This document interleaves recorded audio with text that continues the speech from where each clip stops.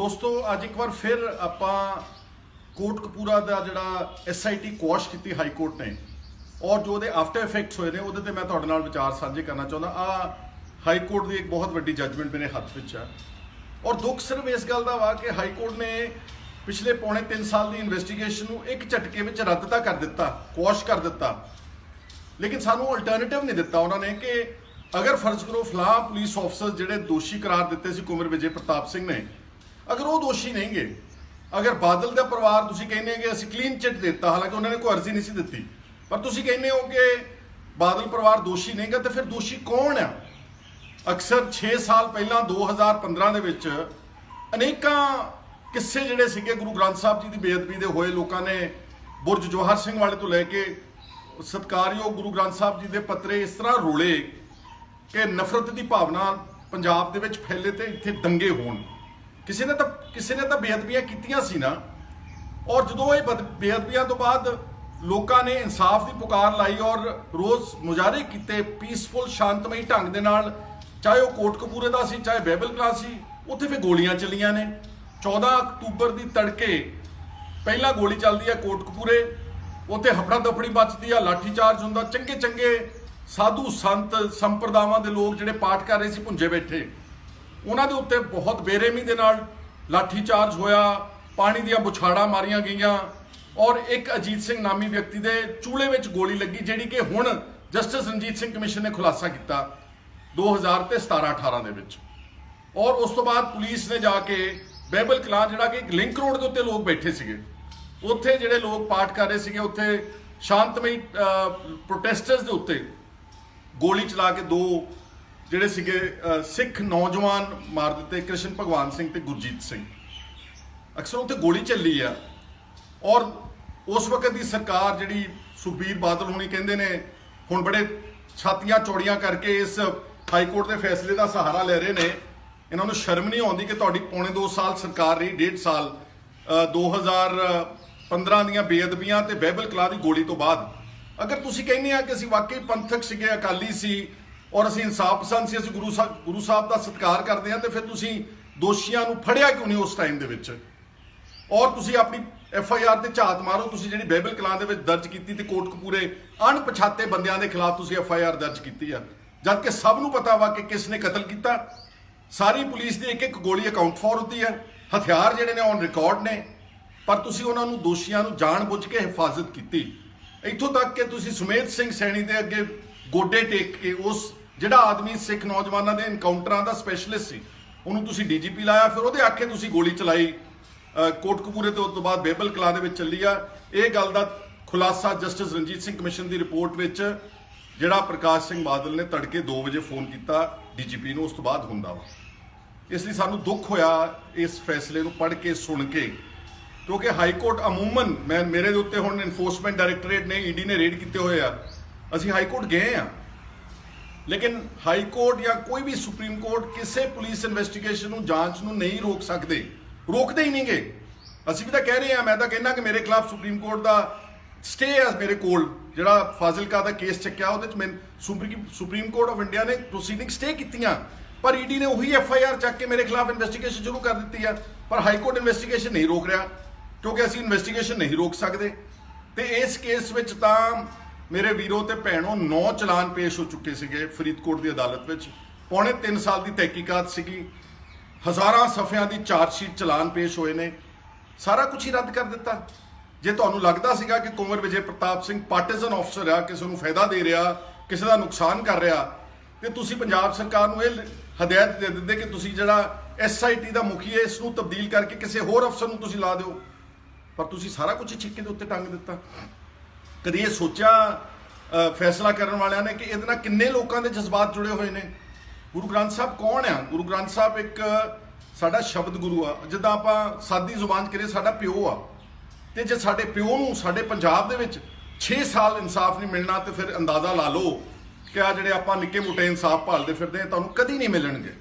और दूजी दुख की गल है कि बादल परिवार ने तो उत्थे कोई अर्जी दित्ती नहीं सीगी, ਉਹਦੇ सारी इन्वेस्टिगेशन में पार्टी नहीं सीगे, उन्होंने क्लीन चिट बिना किसी मंगे उन्होंने कहता कि जी ये क्लीन चिट दी जाती बादलों का ये कोई दोष ही नहीं गा। फिर दोष किस दा वा? ਘੱਟੋ ਘੱਟ ਗੁਰੂ ਨਾਨਕ ਨਾਮ ਲੇਵਾ ਜਿਹੜਾ ਕਰੋੜਾਂ ਦੀ ਤਾਦਾਦ ਵਿੱਚ ਦੁਨੀਆ ਭਰ 'ਚ ਇਸ ਤੇ ਨਿਗਾਹ ਟਿਕਾਈ ਬੈਠੇ ਸੀਗੇ ਕਿ ਸਾਨੂੰ ਇਨਸਾਫ ਮਿਲੇਗਾ, ਉਹਨਾਂ ਦਾ ਕੀ ਬਣੂਗਾ, ਕੌਣ ਦੇਵੇਗਾ ਉਹਨਾਂ ਨੂੰ ਇਨਸਾਫ। ਮੈਂ ਆਪਣੇ ਕਿਸਾਨ ਭਰਾਵਾਂ ਨੂੰ ਕਹਿਣਾ ਚਾਹੁੰਦਾ, ਦੇਖੋ ਗੱਲ ਇਹ ਆ ਕਿ ਅੱਜ ਆਪਾਂ ਤਿੰਨ ਪੱਖ ਦੇਖ ਕੇ ਚੱਲ ਲਈਏ। ਤੁਹਾਡਾ ਪਹਿਲਾ ਪੱਖ ਲੈਣੇ ਕਿਸਾਨਾਂ ਦਾ ਕਿ ਤੁਸੀਂ ਕਹਿੰਦੇ ਸਾਡੀ ਆਰਥਿਕ ਲੜਾਈ ਆ, ਸਾਨੂੰ ਸਾਡੀਆਂ ਫਸਲਾਂ ਦੇ ਭਾਅ ਠੀਕ ਨਹੀਂ ਮਿਲ ਰਹੇ, ਸਾਡਾ ਮੰਡੀਕਰਨ ਉਡਾਤਾ, ਸਾਡੀਆਂ ਅਸੀਂ ਗੁਲਾਮ ਹੋ ਜਾਾਂਗੇ। ਪਰ ਯਾਦ ਰਹੇ ਕਿ ਜਿਹੜੀ ਸਰਕਾਰ ਤੁਹਾਨੂੰ ਧਾਰਮਿਕ ਨਿਆਂ ਵੀ ਨਹੀਂ ਦੇਣ ਨੂੰ ਤਿਆਰ, ਤੁਹਾਡਾ ਧਰਮ, ਤੁਹਾਡਾ ਇਸ਼ਟ, ਤੁਹਾਡਾ ਪਿਓ ਗੁਰੂ ਗ੍ਰੰਥ ਸਾਹਿਬ, ਜੇ ਇਸ ਨੂੰ ਇਨਸਾਫ ਨਹੀਂ ਮਿਲੇਗਾ ਤੇ ਇਹ ਜਿਹੜਾ ਦਿੱਲੀ ਵਿੱਚ ਆਪਾਂ ਬੈਠੇ ਆ ਨਾ, ਮਤ ਉਮੀਦ ਕਰੋ ਦਿੱਲੀ ਦੀ ਸਰਕਾਰ ਤੋਂ ਕਿ ਤੁਹਾਨੂੰ ਕਦੀ ਇਨਸਾਫ ਦੇਣਗੇ। ਇੱਥੇ ਤਾਂ ਪੰਜਾਬ ਵਿੱਚ ਸਾਡੀ ਭੂਮੀ ਵੀ ਸਾਡੀ ਆ, ਸਰਕਾਰਾਂ ਵੀ ਸਾਡੀਆਂ ਨੇ, ਇੱਥੇ ਇਨਸਾਫ ਨਹੀਂ ਮਿਲ ਰਿਹਾ ਤੇ ਉੱਥੇ ਦਿੱਲੀ ਆਪਾਂ ਭਾਲਦੇ ਉਹਨਾਂ ਦੇ ਕੋਲੋਂ।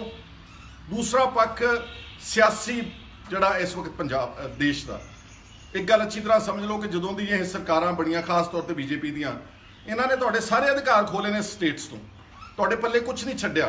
ਤੁਹਾਡਾ ਮੰਡੀਕਰਨ ਖੋਲਿਆ ਵਾ, ਤੁਹਾਡੇ ਕੋਲ ਟੈਕਸ ਦੀ ਪ੍ਰਣਾਲੀ GST, one nation one tax ਕਰਕੇ ਤੁਹਾਡੇ ਕੋਲ ਸਾਰਾ GST ਦੇ ਟੈਕਸੇਸ਼ਨ ਦੇ ਅਧਿਕਾਰ ਖੋਲੇ ਨੇ।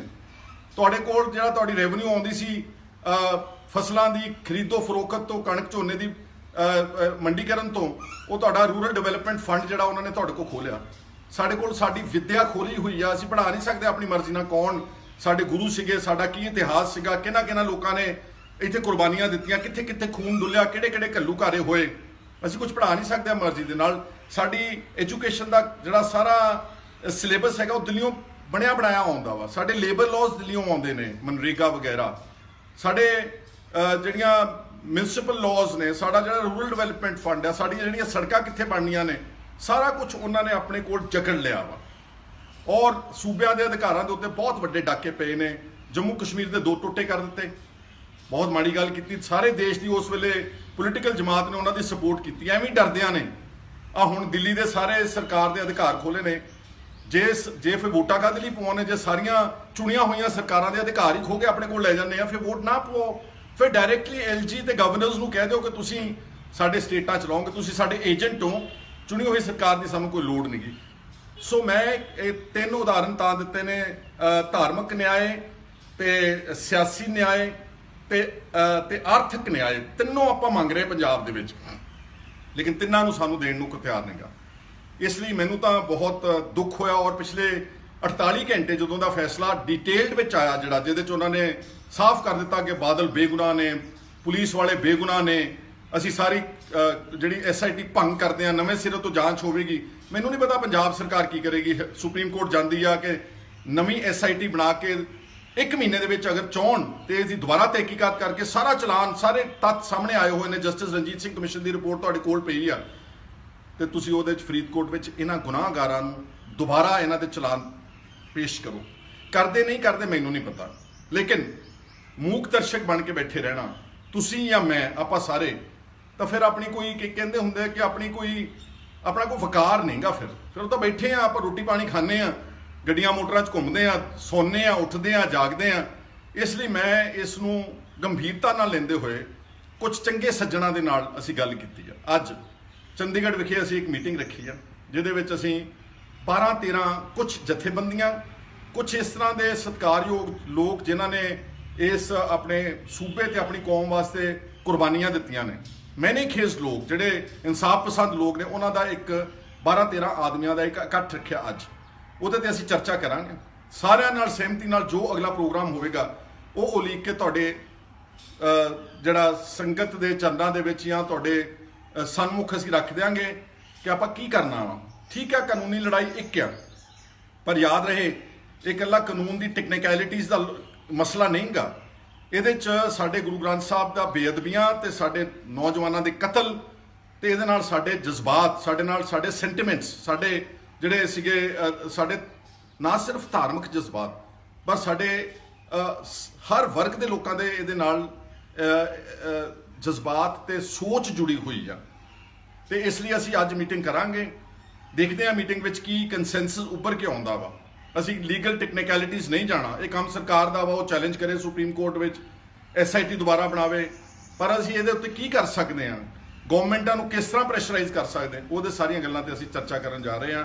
ਤੁਹਾਡਾ ਸਹਿਯੋਗ ਚਾਹੀਦਾ ਵਾ, ਕਿਉਂਕਿ ਤੁਹਾਡੇ ਸਹਿਯੋਗ ਤੋਂ ਬਗੈਰ ਕੁਝ ਨਹੀਂ ਹੋ ਸਕਦਾ।